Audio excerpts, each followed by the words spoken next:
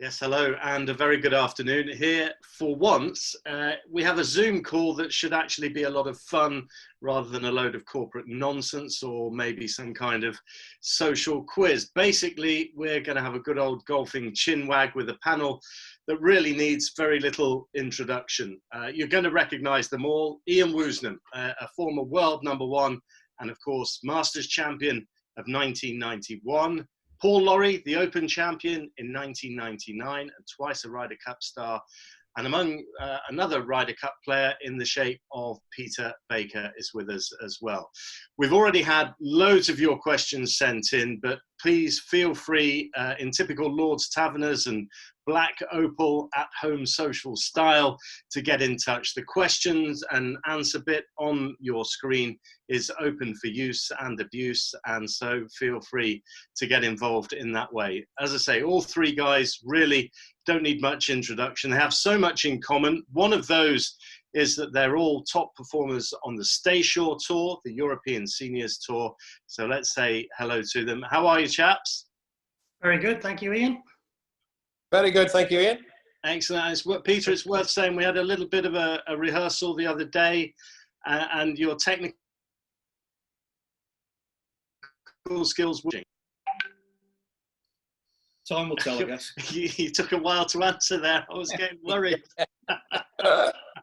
So we find you, Peter, what, in South Staffordshire, is it? I am, yes. I'm just about 3 or 4 miles outside Wolverhampton. And yeah, it's a bit of a dreary day today, but we've got a few bits of golf in the last few weeks. And yeah, great to see the sport back up and running on TV. And Woozy, where do we find you? Hey, I'm in Jersey, in the Channel Islands. Yeah, it's been very nice down here. I've had a little bit of rain the last couple of days, but you know, other than that, it's been fantastic. And they've been playing golf throughout lockdown on Jersey, haven't they? Absolutely, they've been allowed to play, 9 holes every day. You know, you have to play with your household, from your own household to start off with, and then eventually you can play with some other players. And now it's, we're hopefully next week we'll be going to 4 balls. So great. I haven't played 18 holes for a long time. And Paul, you've been really, really busy with the range and the course up where you are. Yeah, we got the golf centre, the golf course opened a few weeks ago, and it's been really busy. And then we got the driving range opened last week. It was a little quiet the first few days, the driving range, but this last 2 or 3 days, it's been back to sort of the normal kind of busy spell, which has been nice, but great to get out. And I've been playing 9 holes every morning at the centre. It's just nice to get some fresh air and get some golf and try and sort of get the cobwebs away, because it wasn't great the first few days back, I must say. Now, of course, should have all been down in Trevose for the Farmfoods European Legends Links this week, if circumstances have been a little bit different. Real shame, because that is always a really fabulous week, isn't it, Paul? Yeah, I thoroughly enjoyed it last year. Great place, beautiful golf course. Apart from getting disqualified, of course. I thought I'd better mention that before Woozy or Bakes did, but I did not enjoy that. Never been disqualified before from a tournament, certainly not for playing a long ball. But thoroughly enjoyed the week. Obviously, it was great to be down there. Eric Herd from Farmfoods has been a huge supporter of mine. So I played with one of Eric's best mates down there in the Alliance format. Really enjoyed it. Great place. Looking forward to going back. But I certainly won't forget my first ever trip to the Trevose. Of course, that's for sure. You better just explain for us what actually happened. Well, Iain, I'll tell you what. Go on, Iain, yeah. You know them football balls you got, one with the red and the white? Yeah. And the other one was a white ball, so how can they play the wrong ball? So I don't really know how it happened. Shall I explain the story properly, Iain? Would you like it? I think you better. When I was playing with Carl Mason, and when we got on the first tee and I showed Carl my ball, we both had red dots was our marking, but Carl's was to the right of the name and mine was above the number. So it was nowhere near the same marking, even though it was the same colour. And I remember saying to him on the first tee, we'll just need to be careful. And no problem. So off we go. And the 5th hole, we get to the balls, and Carl's 2 balls are lying there together. I look down and I just see a red dot. I've never played with anyone who's ever had a red dot, apart from me, on their ball before. And I hit my shot, and off we go. We play that hole. This was the 5th. We tee off at the next. We play the very next hole, the 6th. Nobody still cottoned on or noticed. And I walk back to the 7th tee, and it's quite a long walk back to the 7th tee from the 6th green. And Carl was still on the green when I was away back on the tee. And my ball was teed up, ready to go, but he was still, so he was obviously had realised then, oh, we've got a problem. So he comes up the tee and he said, we've got a huge problem. And I said, what's that? And he said, look at your ball. So I picked the ball back off the tee, which was on the ground, and straight away, the red dot was on the side of the ball and not above the number where it normally is. So we both knew straight away, as soon as you tee off at the very next hole, that obviously it's a disqualification. There's nothing you can do about it. And I felt particularly bad because I was the one that hit the second shot first at the 5th. But to be fair, we both did. Carl never noticed it either. But I went first on the 5th, and makes it, I played nicely. I was 9 under after 2 rounds, but obviously I didn't matter a shot because I'm not in the tournament. Yeah, which is a real shame. Yeah. So one of those things, but you feel stupid. You feel as though, man, I've been a pro a long time. I've never done that before. But you just look down and see the dot, and I just hit it. It's automatic. It's amazing, isn't it? How things like that can happen on a golf course so unwittingly. We actually had a message from John Mayle, and don't worry about this, Woozy. Okay, I'm just going to read this out. We all remember poor Woozy's incident with the driver at the second tee at Lytham. We're not talking about it. We all know what happened. And if you did ask Iain about it, he'd just say, I wasn't very happy about it. So let's move on from that. Of course, he would have won that year, as John points out, in the Open Championship. But he wants me to ask Peter if he's ever had a terrible moment in his career. Obviously, we've discussed Iain's very quickly, and Paul's told us his. What do you have, Peter, in that sort of area? It was probably, I think it was early 90s. I think we were playing at Kenema in the Dutch Open last day. And the 10th hole, slightly downhill, shortish par 4. And I'm 2 ahead. And I fly the green, go into the hay. Look like I've got a bit of a lie. Have a few hacks at it. Gets worse and worse. Pull a muscle in my back. Take 10 on the green, 10 on the 10th. So I go from leading to about 4th. Could hardly swing it the back 9. Sort of got it round. Ended up finishing about 8th. Come in the scorer's tent. Did the scorecard. Came at the 10th. Called me back in. Forgot to sign my card. So I got from 2 ahead with 9 holes to go to be disqualified in 2.5 hours. So, and then I couldn't play for because I pulled a muscle in my back.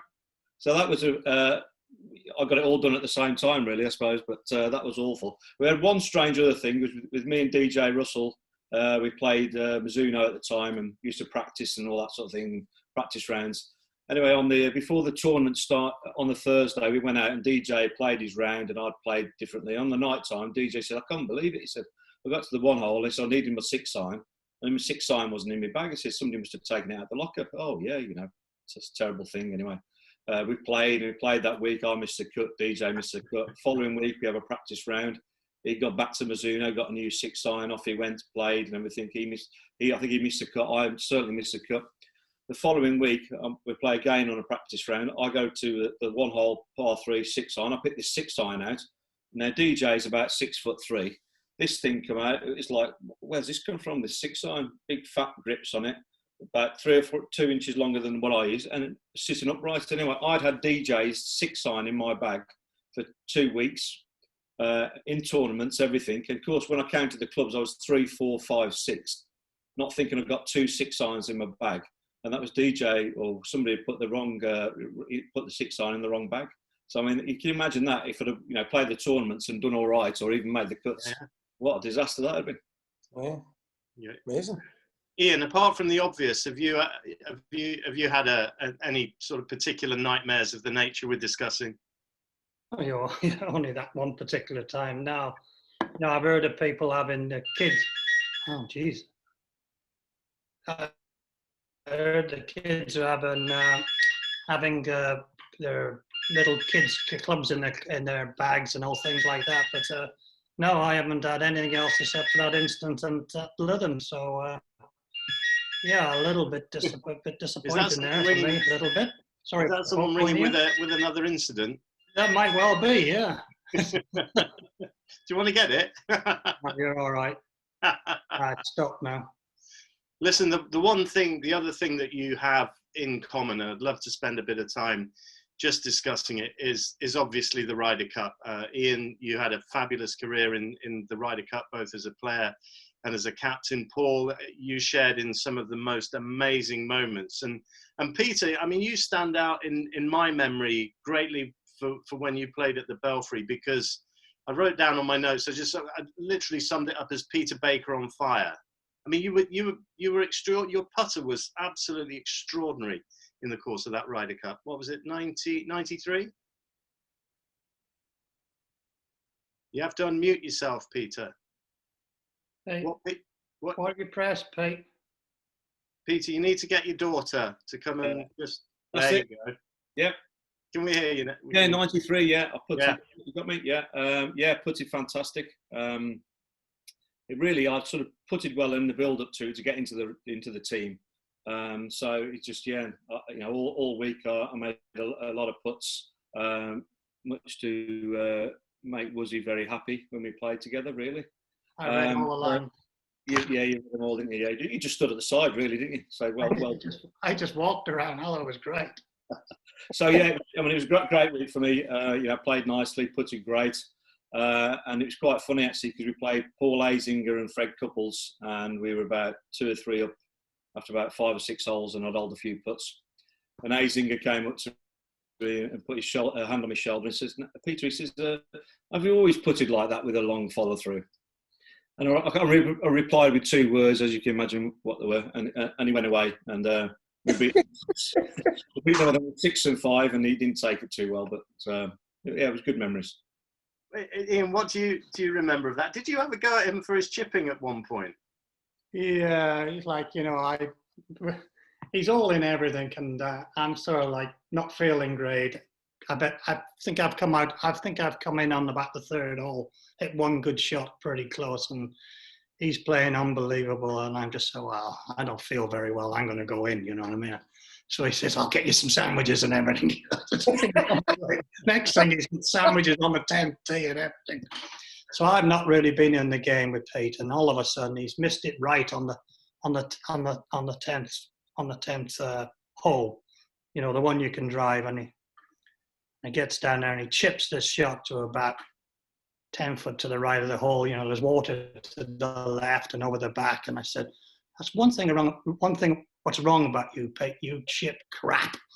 I hadn't been in the game for all day long. That was one of my better chips, to be honest with you. Yeah, I was just winding him up. So, it's more I wound him up, the better he played. Yeah. Paul, you made your debut in 1999. Not only were you a rookie, but you hit the first tee shot of that Ryder Cup at Brookline. I did, yeah. I mean, it was obviously a nice summer. I'd won the Open that summer, and then you go into the Ryder Cup, and I was playing with Monty, who was probably our best player at the time, and I played foursomes and 4-balls with him. And man, even though I'd won the Open, it was a nerve-wracking experience to play in the Ryder Cup. It was always an event I'd wanted to play in. I never thought I would ever be at that level, to be able to play in a tournament of that size. And to hit the opening tee shot, oh man, there was just, everything was shaking. I was putting the ball down on the tee, as you can imagine. I mean, there's millions of people watching. Both teams are on the tee. Both captains are on the tee. Oh, and I just pushed it a little bit down the right. It was about a couple of yards into the semi-rough. And I remember coming back to Monty, who was on the tee, and I said, "Oh, sorry about that. I just pushed that a little bit." And he said, "Don't you worry." He said, "Wait till you see where this one goes." And Mickelson was up next. Right. And I mean, he must have missed the fairway by 60 yards. Easy. 40, 50, 60 yards. I mean, miles offline. And I walked down there feeling as though I'd hit a poor shot, but man, it was 50 yards further left than his was. So big, I mean, great event. I mean, the atmosphere, the boys will tell you, there's nothing better, than playing in the Ryder Cup. Great weeks, great fun, great party, win, lose or draw afterwards, which is kind of what it should be. Win, lose or draw, you have a party with the other team. At what point did you realise that you would be hitting the first tee shot in that Ryder Cup? We were playing a practice round. It was on the Wednesday, I think it was, and Mark James, Sam Torrance and Ken Brown appeared on one of the greens on the back nine. Monty and I were on the practice round with Westwood and Clark. And they were having a bit of a kind of conflab with Monty. And he said, you just keep putting, you know, because he was obviously in charge, you know, as he is. So I just kept putting and just let him get on with it. And then he came over and he said that I've decided, he said, that, which meant that Mark James had decided, but he said, I've decided that best that you tee off on the odd holes. So I said, all right, okay, no problem. Now, straight away, I'm not that thick that I realised, all right, that's the opening tee shot, because we knew we were playing first game. Right. So I kept putting, and he obviously wasn't best pleased with my answer. It was quite a cool, calm answer, and he kind of said, you realise that's the opening tee shot? And I said, yeah, no problem. So I kept putting. All the while I'm thinking, oh my God, I'm not sure hit the opening tee shot Ryder Cup. And he wasn't happy at that answer, so he came back at me again, Monty, and he said, I thought you'd have been a wee bit more stressed out, you know, about that. And I said, well, Colin, when you won a major, the opening tee shot Ryder Cup's no problem. As a joke, as a complete wind-up, as you can imagine. Then it was a great thing to do afterwards, but at the time I was thinking, oh my God, the last place I want to be standing on this tee, going away to hit the shot. But like you do, you know, you stand up, you peg your ball in the ground, and you hit it, and you get on with it. Yeah. Not really, kind of just part of the. But great thing to be able to say you've hit the opening tee shot. Absolutely. We'll get to the miracle at Medina in a moment, but I just wanted to ask Iain what you remember of your debut, which was back in 1983. Yeah, it was, playing with Sam Torrance in the sec bar in our match in the afternoon in the 4-ball. And I remember practicing at West Palm Beach, and we come up for the practice ground up the hill to the first tee, and Sam puts his arm around me and he said, are you okay? And I said, yeah, I just feel so nervous. I just want to go over into that bush and, you know, physically be sick. You know what I mean? He says, don't worry. He's patting me on the back. I'll look after you and everything. And he stands up there and we're playing Calvin Pate and Ben Crenshaw. So we get on the first tee and Sam stands up there with his 3, which is not a very long hole. And he stands there and he hits it straight right into the bushes, out of bounds. And I think, well, thanks, Sam. That's really nice of you looking after me. And I managed to hit my 1 iron down the fairway. My old ping 1 iron, 9 iron to about 10 foot, hold the putt. So I get down the next tee, you know, long par 4, round the lake, round the water. Sam, boom, straight in the water. I make a good par down half the hole.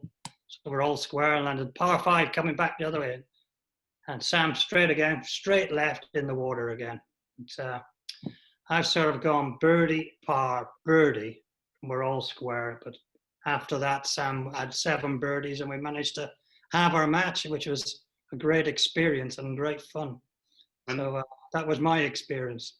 And it was the start of a very long and illustrious association with the Ryder Cup. But just, I mean, you're talking there about that feeling of nerves, and Paul said it so eloquently as well. I mean, Peter, how did you feel going into that Ryder Cup at the Belfry? Because obviously it was local to you, but it was massive, wasn't it? Yeah, it was. I mean, it was. Luckily, I was going in there with probably the best form of my life, really. So yeah, I mean, it's one of those you look forward to. It's fantastic. Practice rounds are great. And then all of a sudden, the first day is a bit like an out-of-body experience, really. I mean, I had to wait till the afternoon to play with Iain, and I was okay up until about an hour before. And then I remember standing on that first tee at the Belfry, and I'm sure many of you played the Belfry, but there's a tree on the right-hand side, which I've played there many times, but which I've never noticed before until I got onto that tee in the first day of the Ryder Cup. And it's the biggest tree I've ever seen in my life. And actually, when you go and have a look at it now, it is a reasonably sized tree, but it's nowhere in the way. But I can assure you, when I was standing there, it was.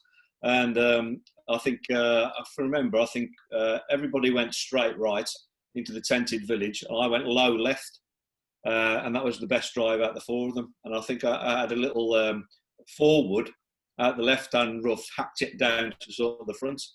And I'm waiting in the middle of the fairway, and I think somebody's hit the scoreboard on the left, and then somebody's gone well right again, and then I'm standing there, and the ball lands right next to me in the middle of the fairway, and I'm thinking, well, who's that? And it was Woosie. He must have hit the tree. And actually, when he came out, did you hit the tree? He went, no, I went right underneath it. It came off the top of the iron, didn't it? Went over your left shoulder, and literally went sideways over his left shoulder and landed by me. and then he duff fatted it into the scoreboard. So I did start to feel a bit better after a while. But it does get to you, like, it's just different, very, very different, hard to explain, but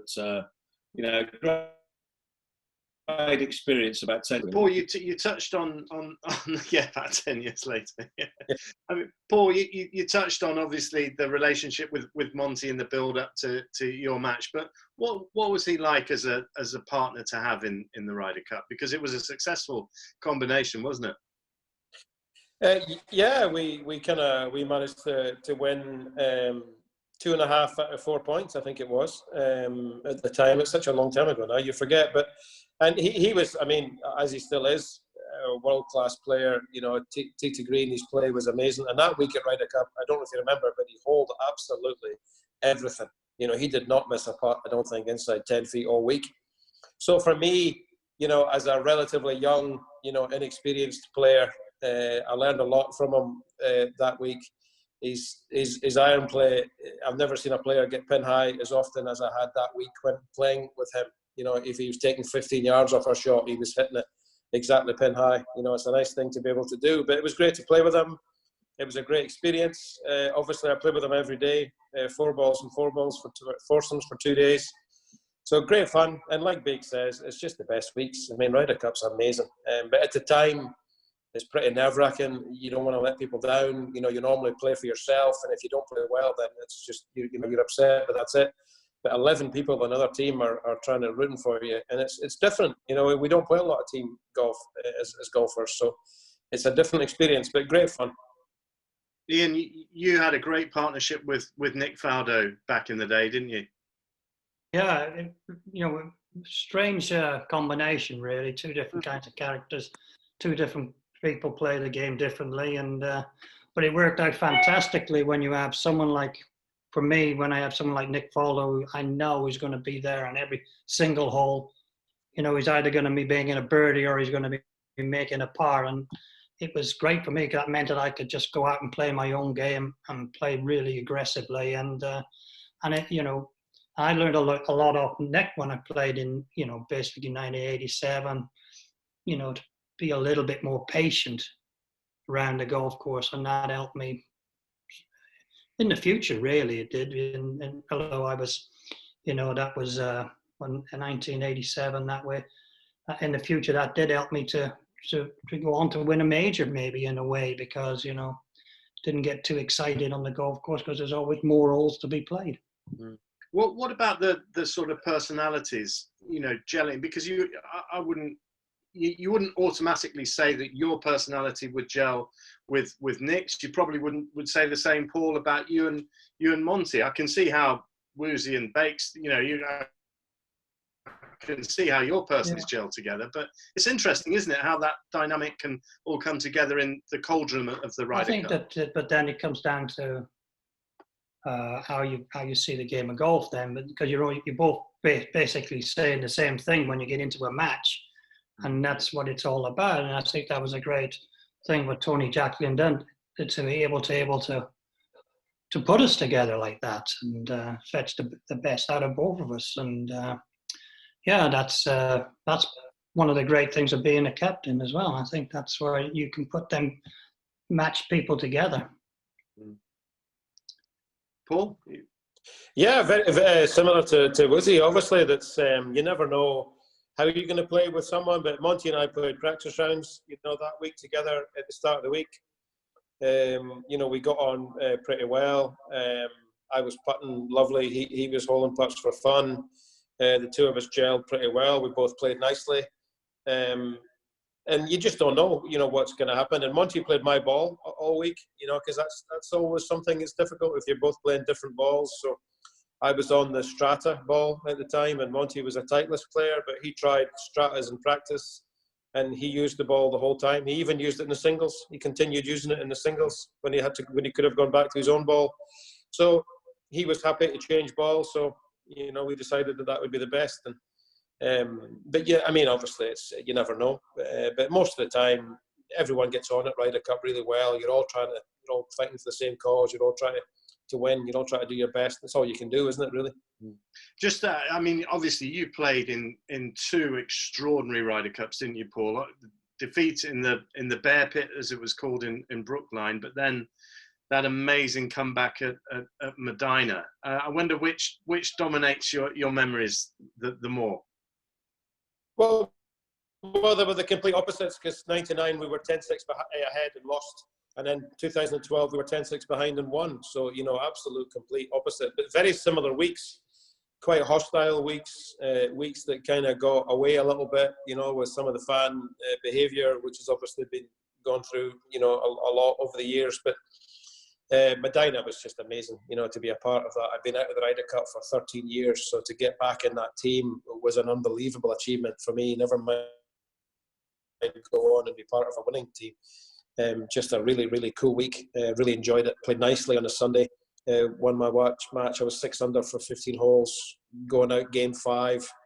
So incredibly proud to be able to produce that kind of golf. Really, when we had to, all the boys early on played well, and it was just a great and magical week. And I don't think any of us will ever forget that. I know. I mean, just Brandt Snedeker beating him 5 and 3, as you say. You played nicely. You said, well, I mean, it was more than that, wasn't it? Because, as you say, you went out 5, but I think you kind of posted the blue point from a position of maybe 2 or 3 in that order. It was massive to the momentum that Europe got there. I mean, chip in the other guys. I was commentating on it. I'm sure you were watching.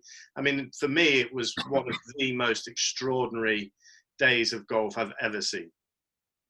Yeah, when I was there, actually, I was over there, and I was with Darren Clark most of the time, driving the buggy around, really. And the atmosphere was sort of, it was a funny atmosphere. I thought, you know, locker room was quiet because obviously the lads were getting beat. And then what Poulter did on the second day on the Saturday, when he came in the locker room after, the place just went totally off the charts, really. And then it went off the charts again when the draw came out for the singles. And straight away, the guys thought they could win. It was the most, it's like almost was flicking a button. They suddenly believed they could win. When the singles came out, they looked at it and they all went, well, we can win this. And it was incredible just to be sort of on the outside of that, watching the guys react.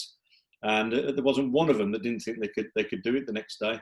And of course, when they got that momentum going, well, the American crowds, you know, didn't really know what to do. I mean, most of them went home really towards the end because they didn't know how to react, and the day got better and better and better, and obviously it was an incredible win. I remember commentating. We were in a box that overlooked the 18th green, and when Keimer holed the putt, and the European fans and the players were going nuts, there was just this massive sort of sea of humanity in red, white and blue, just heading for the exit gates. It was beautiful. It was just beautiful. Was that the best you played, Paul, in sort of a match play scenario? Yeah, I mean, I'd played nicely in the 2 matches that I had that week, but lost them both. I played well tee to green, but putted really, really poorly. And I've been struggling with my putting for a few weeks before that. And then I was on the putting green on Saturday after my match, and Darren Clark came out and he was watching me hit a few putts. And I've always been a putter that's had quite a long, slow stroke.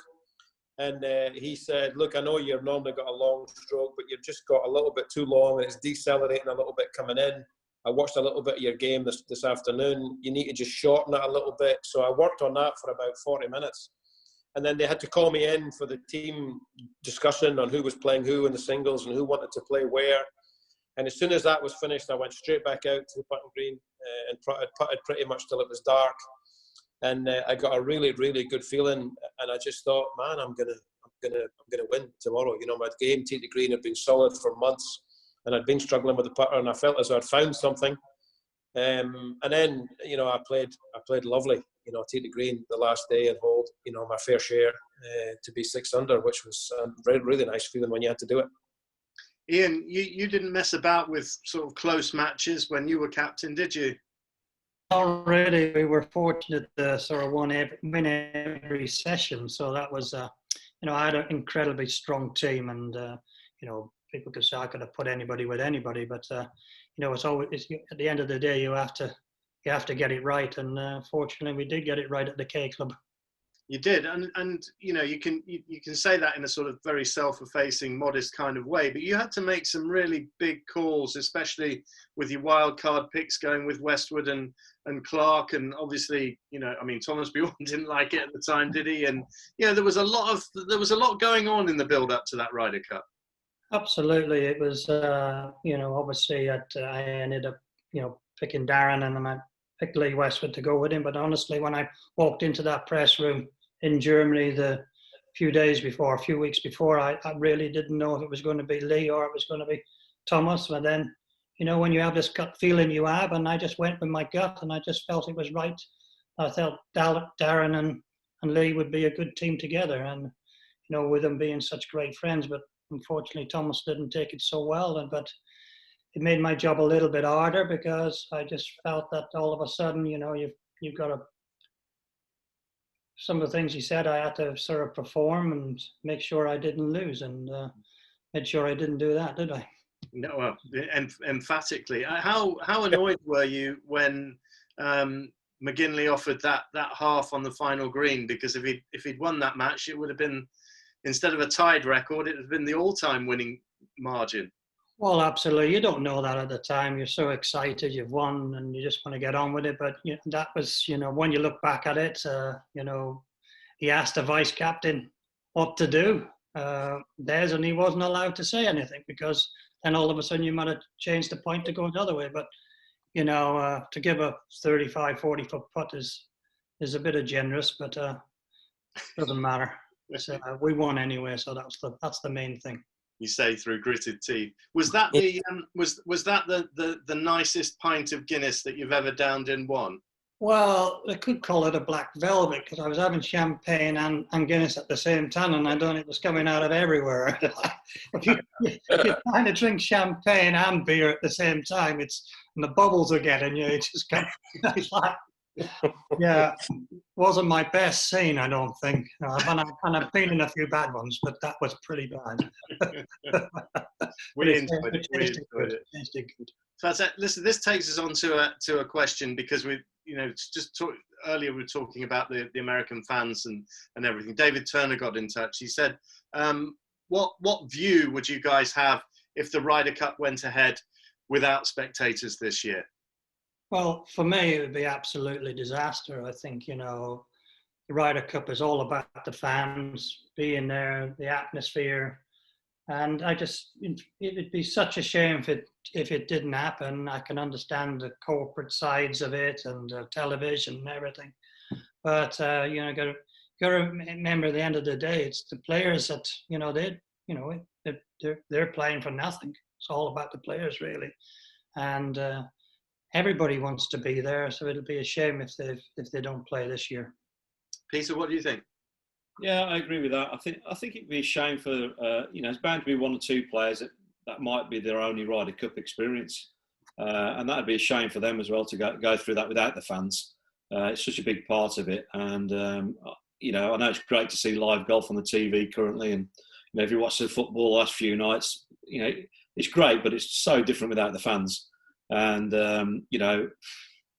hopefully they can sort that out one way or another. Either they play it the following year, which I know is really, really difficult, or they can get some fans in this time. But yeah, for me, the fans make the whole thing. It's a big package, and it's such a good event. It'd be nice if we could get it somewhere near properly done, really. Yeah, it's a very difficult one, Paul, isn't it? Yeah, it is. Unfortunately, finances might dictate that they might, have to play, without fans. I'm not sure. I'm not involved in the boardroom or any discussions of it. It would be a shame to play it without fans, because when you've played in it and experienced it, it's just amazing atmosphere, and you can hardly hear your caddy speaking to you sometimes. It's that loud. But I think finances might mean that they might have to go ahead and play it. I don't know. I don't know what's happening, but they must be getting pretty close to having to make a decision on it. I think they said sometime in June, so we're getting close to the end of June now. So yeah, we'll hopefully we'll find out, and hopefully they can delay it for a year and make sure that fans get in there, I would say. yeah, and actually, well worth making a point just at this juncture. You know, Black Opal as tour operators, you know, they're guys who can get you on these kind of bucket list trips to the Ryder Cup and also to the Masters. So, you know, we've got the Masters coming up in November. Will that have spectators? And more immediately, I think you're right, Paul, we're expecting a decision by the end of the month on the Ryder Cup. It's going to be fascinating to see what happens. I want to just move it on now. We had a message from Curdy, and this kind of takes us on to a topic that I was find really fascinating when I talk to elite golfers, just about the kind of winning mentality. And Curdy makes the point, you know, is the difference between a pro and a tour player, so your club pro and your tour player, is it all aspects of the game? Is it the mental game? Is it just putting? Or is it all of these or none of these? What do you think? Peter, you go first. Thanks for that. Well done, Iain. Listen, it's a big jump. It's a big jump from a club pro to a tournament pro. I mean, it is a different world. You know, the quality of the guys and at the top level is very, very different. You know, I mean, club pros have got a lot of different jobs to do, a lot of different agendas. You know, tour pros, you know, we're just concentrating on solely playing golf. That's a massive difference in itself. You know, you have seen people, you know, going, well, Bernard Gallagher was probably the best club pro when he was at Wentworth, I would have thought. And you've seen somebody like Robert Rock in the modern day who started PGA, if you want to call it PGA. He came from the Midlands and worked his way up and turned himself into a really top tournament pro. So it is a big jump. It can be done. You know, look at Ian Poulter's a great example. I mean, I think it was 4 handicap, was he? When he was pro or something, and you know, he made that up on his PGA forms, I think. Oh, did he? Yeah. So you know, it can be done. It's a big ask, but you know, it's both are full-time jobs. To do both is very, very difficult to do at the top level to be a tournament pro. So come on, Iain, Paul, your major winners. What is the X factor that turns someone into a winner at the highest level? Well, I would say. So go ahead. No, you go. I would say that there's a lot of club pros. If you took them and made them full-time players and full-time tour players, they'd be able to compete, you know, with us on a day-to-day basis. But Bakes has absolutely hit the nail on the head. These guys have got a big job to do at the club. They're trying to play and run all the stuff as well. I think there's just a little difference in everything, every department of the game. But the main thing is that we're doing it day in and day out. We're practicing for hours every day. It's what we do. Whereas a club pro doesn't have that luxury. He has to deal with the members and give lessons and sell Mars bars and do the great job at serving members that they do. So I think it's really difficult for them. The fact that they can play at all is a great thing for them. So I think there's more of that than what. So I think Biggs is kind of pretty much spot on there. Iain. Yeah, I think you've got to take a look at the Staysure tour at the seniors, and now you see some of the guys have, you know, been in the shop for the last, 30 years. They got a chance to come out and play golf, and we've seen multiple winners on the senior tour. You know, maybe when they were younger, they just didn't feel confident enough, and the game wasn't quite there to feel that they were going to go on the tour and make it. So they just took the safe route and go into the shop. But now they've served their time and they want to get out there. They're keen, and they've got the game, no doubt about it. And we've seen, they're fresh as well, and they want to win. And they haven't been out there missing too many putts and beating our head against the wall for the last 30 years trying to compete. But every professional knows their game and everything, and you know when you're younger if you're going to make it or not. Well, I did anyway. I just felt that I was confident in myself I was going to make it. And you made it to such an emphatic level, Iain. World number one, winning the Masters. I know I've asked you this before, but I think it's such a fantastic answer. I'm going to ask you again. What? And since you're the only person I know that I can ask this question to, what does it feel like when you know that you are the best golfer in the world? I know it's like you strive for it. I've always said it's like trying to climb a mountain, and you want to get to the top, and you just try to get to that top, and once you get there, you achieve whatever you want. And I managed to get there at the Masters, and I was fortunate to be world number 1 on the Monday, and then on the Sunday I'd won the Masters all in 1 week. And I don't know, it's a dream come true. It's something you have to strive for. When you're young, you have to put your values so high. If you don't put them almost out of reach, if you've got them when you're a young kid, you put them out of reach, and that will help you to go beyond your ability anyway. I think that's the way I try to do it anyway. It was a hell of a journey though, wasn't it? Yeah, I got there, and then I thought, what are I going to do now? And of course, I made a few mistakes, tried to change my swing. Started realizing now that I should have stayed what I was doing, what got me to number 1, the way I was thinking.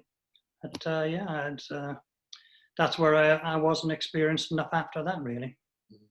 Paul, you won the Open Championship in 1999. How do you reflect on the way that you, when you needed to, came up with the goods in such spectacular style? Not just the 67 on the final day, when the opportunity arose, the 4 irons that you hit into those greens to set up the birdies that ultimately made you Open champion.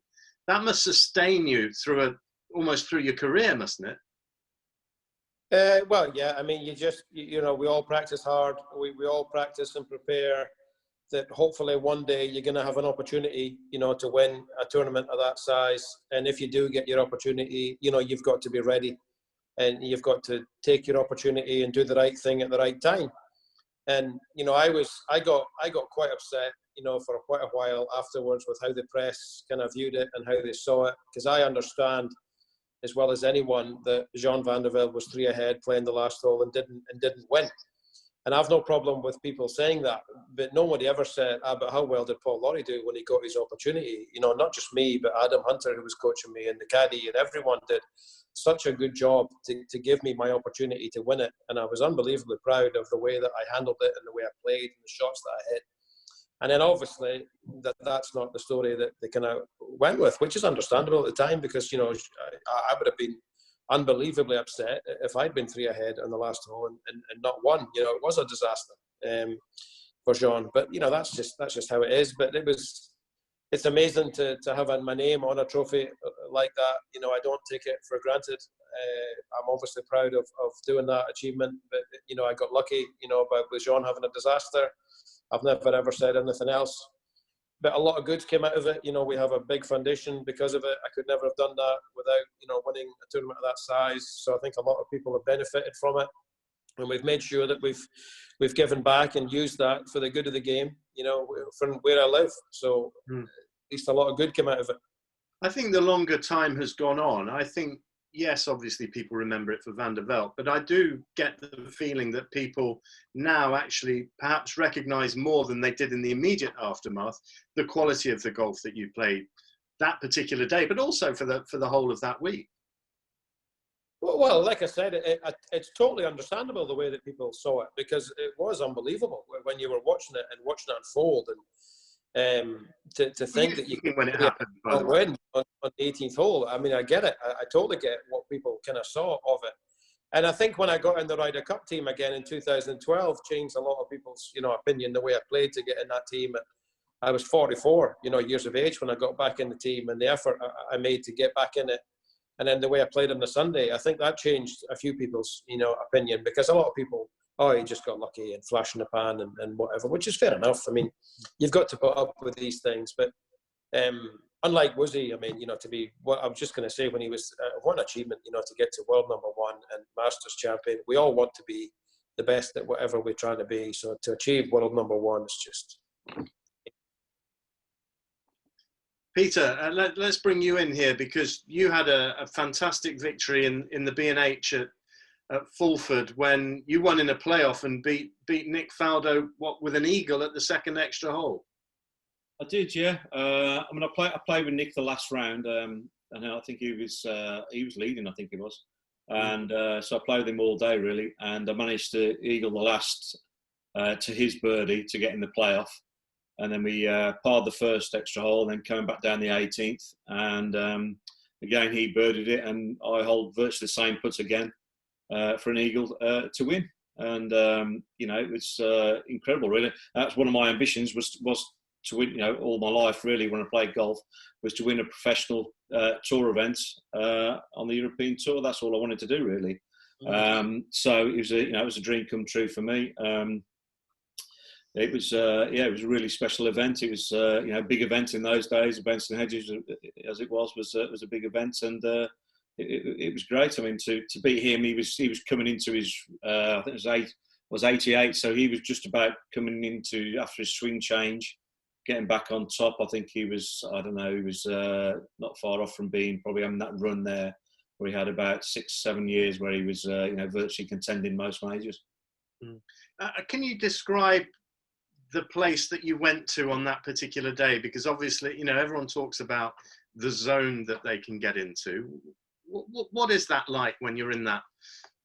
I hesitate to use the word bubble because that seems to mean other things these days. Yeah, it's funny, really, because in my county, Shropshire, we had Woosie and Sandy were the two guys that really I looked up to and played with a little bit and sort of thing. So when I first turned pro in '86, I presumed to be on the European Tour. I thought you got to hit it like Sandy and Woosie. I thought you just had to strike it like that and be as good as that to sort of make a good living. So that was I came to realise that probably wasn't quite the truth. Not everybody struck it like Sandy or Woosie, thankfully, anyhow. And so I felt it gave me a bit of confidence, really, in a way. So when I sort of played with Nick, I didn't feel too bad because I'd played with Iain and Sandy before, and I just thought, go out and play my game. I'm the underdog. Nobody expects me to win. And I just thought if I can just stay with him as long as I can and get as close as I can towards the end, I might do something silly like which I did, really. So that was really my thought, during the day, and just to stay with him and just not give it him, and hopefully something might turn around at the end. Actually, Paul Finland sent us a question pointing out, that amazing period for Shropshire golf with obviously Iain, Sandy, and yourself. And he said, do you think that was just a flash in the pan, or is that something that could come round again in the current climate, and suddenly you could have a crop of young talent coming from one little hotspot like that again? I don't know. Listen, never say never. It's one of those things that it could happen again. At the time, I think Shropshire they had 18 courses at the time, which was the smallest county in sort of the UK. So that was an incredible thing that happened in that county. And I know Woosie was driven on by Sandy, and they sort of bounced off each other. I sort of looked up to both of them, and it's just.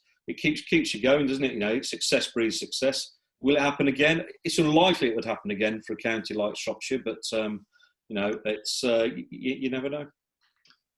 Right, we're just going to have a look at some of the questions that have come in on the Q&A button. And this one is: who would you rather arm wrestle, Bryson DeChambeau or Brooks Koepka? That comes from Colin McCauley. He's put that one to you, Paul. Neither, if that was an option. But right now, probably Brooks, because Bryson, the weight that he's put on and the distance that he's hitting it, I don't fancy that much at all. But I think they would both take me down rather easily at the moment, which is kind of a cop-out, I suppose. But probably Brooks. Yeah, and I mean, that takes us on to one of the topics that I wanted to get onto. I mean, obviously, we saw last week just how far Bryson DeChambeau is hitting the ball now. Andrew Clotworthy got in touch, basically saying, the great golf courses are starting to become obsolete. He wants to know which of the obsolete ones you'd like to see come back in. But let's just deal with the length that the golf ball is travelling, especially with bulked up figures like Bryson DeChambeau. Iain, what's your take on it? Well, I wrote some notes here earlier, and first of all, you got to. Of course, they're playing this week, which is in Hilton Head, which is a course where you've got to get the ball in position. obviously there's a few places where, I don't know if you've seen an interview with with Bryson last night where he can attack the hole, but 50 yards to go for 410 yards.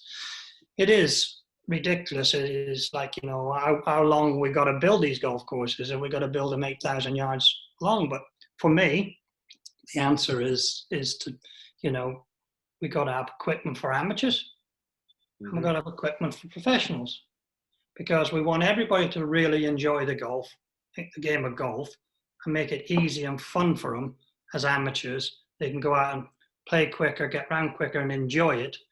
But also, we've got to be able to dial back the length of the ball is going. And for me, you've got to change the ball. It's got to have more spin on it. If you don't hit it out the middle of the golf club, it's going to go all over the place. It's all right hitting it 350 yards, but if you don't hit it out of the sweet spot, it could be 350 yards offline. So, the equipment's got to change for me. So the pros can be playing 7,000 yards, and it can be difficult. And the amateurs can be playing 7,000 yards, and we're all hitting it the same distances. So if you want to turn professional, you've got to use this equipment. And for me, that's what needs to be changed. Or if we're going to go after, if we're going to have to do anything, we're going to stay the way we are, we're going to have to change the bunkering and the greens and the way the golf courses are played with more water. There's a simple way to do it is go back to V-grooves for a start. You get in the rough these days, these guys are so strong. The ball launches twice as high as it used to do, and they can fetch the ball down like a feather. And it's it's spoiling the game of golf to me. There's no skill left in it. Paul, what's your take? Well, yeah, I mean, I totally agree with what Woosie's saying there. I don't think you'll see Bryson doing what he's doing for very long, because he's got to have an injury soon. I mean, there's no way you can go at it that hard that many times that he's doing it and carrying it, whatever he's carrying at 345 yards or something, with his left foot spinning it. If he's seen the speed his left foot spins out of the way, he's going to have an injury, pretty soon. There's no way you can sustain that. Tiger swung that way for a little bit. That didn't last too long. Look at the surgeries and the injuries that he's had. But the golf ball goes too far. I mean, that's easy to see. I think when you've got, Jack Nicklaus, Gary Player, all these guys telling you need to slow the ball down, then there's a fair chance you need to slow the ball down. You can't move the ball as much as you used to do. I mean, the technology in the golf ball is amazing. But I hit it further now than I did 20 years ago. I'm sure a lot of the boys are the same. So, that can't be right. So something definitely, because some of the old courses, you look at Sunningdale Old, and what a beautiful golf course to play. But right now, you take a full tour event there, it would just be off the charts scoring, with the ball and the equipment that we've got today. So I would agree with Woos. I think someone's got to be done. I think there is a different level. There's pros and there's amateurs. I don't see why there shouldn't be, two sets of rules or two sets of equipment, or it's not, I don't think it's a bad shout. Peter, it used to be that you kind of grew up trying to fashion a technique that would enable you to find what was a pretty small sweet spot on these clubs. But now it just seems to be all about how fast can you swing what is almost a frying pan. Absolutely. I mean, the heads of the drivers are so big. The ball goes so straight when you do miss it a little bit. And I think, if you look at it's a skill. Hitting the fairway used to be a skill. Hit it long on the fairway used to be a skill. Now it doesn't make any difference. I mean, I think there's something in the top 100. It's like you don't even rank in the top 100 in straightest drivers to make it. These top players really, which is a great shame. I mean, you used to have Greg Norman was a fantastic driver of the golf ball, long and straight. Monty used to hit fairways all day long. Woosie was a great driver of the golf ball. Those guys had to hit the fairway to set themselves up to go at the flags. No, it doesn't really make that much difference unless the greens are really, really firm, which they're not always are, So I think for me, I'd make the ball fly about a bit more. I'd make it spin a bit more. I'd like to see it go shorter. I'm quite happy for somebody to hit 300 yards if they nail it out the middle of the club. But on the same thing, if they're half an inch out, I'd like to see it curl away a bit more or not fly so good. And, when you get, you do these golf days and you do these, they're testing the drivers and stuff like that, and they say it's, you're better off. Sometimes if you don't quite pure it, you're better off just out the toe, up a little bit, and it takes the spin off it. Well, is that right? Is that really how it should work? I don't think it is. I think, you know, if you're missing it by that, you're missing it there like that, it should be a pretty awful shot. I mean, God, we used to know when we used to hit it out the heel or the toe with the old wood. My word, you'd know about it. You'd lose 30 yards and you'd be in the rough. So, you know, it's almost a double penalty. So yeah, it's got to desperately got to change. I mean, you got, you know, great golf courses like Paul said, Sunningdale Old. You know, fantastic golf course. It's a shame, but there's lots of old golf courses that are getting ruined by it. And then you got the bunkering, Royal Lytham. You know, we played there last year. What a fantastic golf course. You know, technology hasn't ruined it because the bunkering, you know, is so good. But unfortunately, you know, there's not Royal Lythams everywhere that you can play every week. Iain, were you indicating you wanted to come in there? Well, no, I was saying that, you know, it's, you know, all of a sudden you've got the 64 sand irons and 60 degrees, you know, the ball goes high. So when you're trying to do your bunkering these days as a golf course designer, how are you going to design them? You know, where did you put a bunker? You put a bunker at 320, the next thing guys are just carrying it, you know, 5 years longer, 5 years later. So, you know, the penalty has got to be, when you're in a bunker, it's got to be the same for a long hitter as what it has for a shorter hitter. If you're hitting it 280 and you're in the bunker and you've got to take a 5-iron, you're taking a risk getting it out with a 5-iron. If the guy's hitting a sand iron, he's got to be having the same risk to get it out with a sand iron. You know, can I get it onto the green? It's got to be that challenge, you know, where these guys don't care about being in a bunker now. They just launch it so high and get it on the greens. Or they just carry the bunkers. Yeah. A good question has come in from David Harris. You often hear today's players talk about the iron shots that the players such as Tiger or a Henrik Stenson or a Rory McIlroy, that they sound different to everybody else's. The question for Iain, Peter and Paul, when they were on tour, who were the players that had that different sound when you were walking along the range? Talking to me. Yeah, I'd have to say Woosie and Sandy for me. I've got to be honest with you. I know I played a lot with them, but that was different. I mean, Woosie's divots were a joke, really. You know, they used to be about 2 foot long, big. You know, the strike on it was incredible. I mean, he's lost it now a bit. He can't get past me off the tee and all that sort of stuff. But you know, he to be very, very good. Yeah, well, yes, exactly. Obviously, when Peter's, he's that much more younger than me, so he was watching me. But when I was around, I was watching Sandy Lyle. You know, ever since we played as kids, as 12 years of age, he always had this strike. Greg Norman, I know. You look at a guy like Howard Clark, if you remember Howard. What an unbelievable striker of the ball. And there was so many great strikers in the 80s and 90s, Tony Jackson. There was some, you know, it was incredible. But you know, I know exactly what you're saying. It's you want to, when you walk down that range, you think, I want to hit the ball like that. So yeah, unfortunately, I practiced for hours of hitting the ball, then the divot. That's what I used to practice all the time. And it worked. Paul, whose ball striking do you most admire? Well, the two players that I was going to say, Sandy Lyle, the first time I played with Sandy was actually a practice round along with Woosie at Muirfield Open, 90, what would that have been? Was that 92 Open, I think, at Muirfield? I played with Michael Welsh and myself, played with Sandy and Woosie. And Howard Clark, I was going to say Howard Clark, he's the one I always answer on the questions. Who people ask me, who's the best striker you played with? I played with Howard a few times when I first got on tour. And couldn't believe how good a striker, he was. So I would say those three, really, Woosie, Sandy Lyle and Howard Clark were the three guys who I played with that just had that different sound, I think, that David's talking about, just the sort of the ball turf sound. Beautiful. But probably if you were thinking down to one, I think Big Sandy was amazing. Some of the talent that he had when he played golf. When, just to sort of round things off, because we're almost out of time, we were talking there about the way that the modern game has gone. This might be a bit of a leading question, but do you think that if you want to see the artistry of golf still alive and kicking, the place to go is the Seniors Tour these days?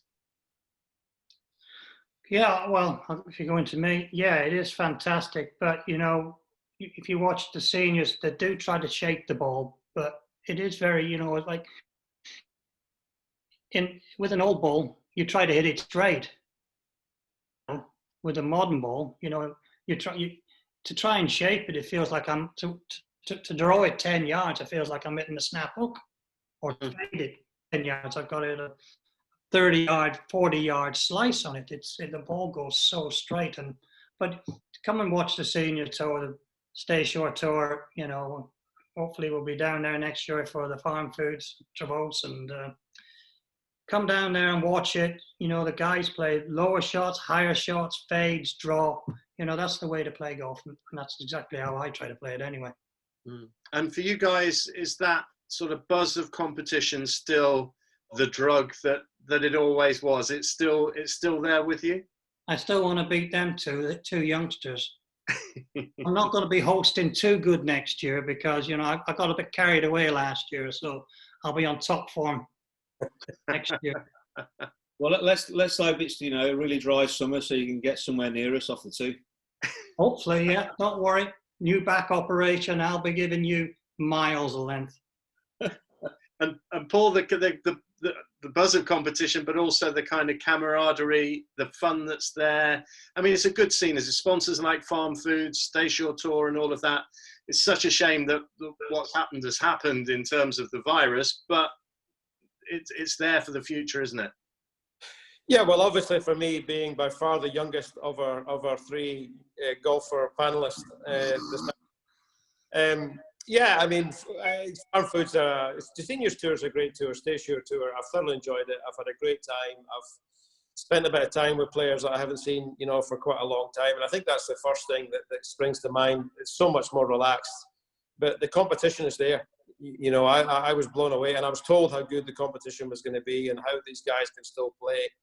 And I think Woosie made a great point. Staysure tour, there's a few guys who have been PGA pros and club pros their whole life, and they've came out and they're very, very competitive, which is great to see. I mean, there's no reason why they can't, you know, be competitive alongside guys who are regular tour players. I've thoroughly enjoyed it. The courses have been good fun. Whenever you have no rough, there's always a little bit more fun or less rough where you can shape the ball a little bit and make birdies. That's what we're all trying to do. But the Staysure tour is very competitive, and it's been good fun. I've thoroughly enjoyed it. Well, listen, it's been absolutely sensational listening to all three of you this afternoon. Thanks so much for your time. I promised you it would be a Zoom meeting that would be a lot more fun than kind of the usual corporate nonsense that we have to go through these days. And I'm sure that you'll agree that the guys have really stepped up in that regard. Iain Woosnam, Peter Baker, Paul Lawrie, thanks so much for joining us. And hopefully, we'll be seeing you somewhere on a golf course very, very soon. Thanks, Iain. Thanks, Iain. Thanks, Again, everybody. thanks very much. Great job. Thanks, everybody. Thanks. Cheers, guys. Thanks. And thank you for joining us. And from all of us, it's bye-bye for now.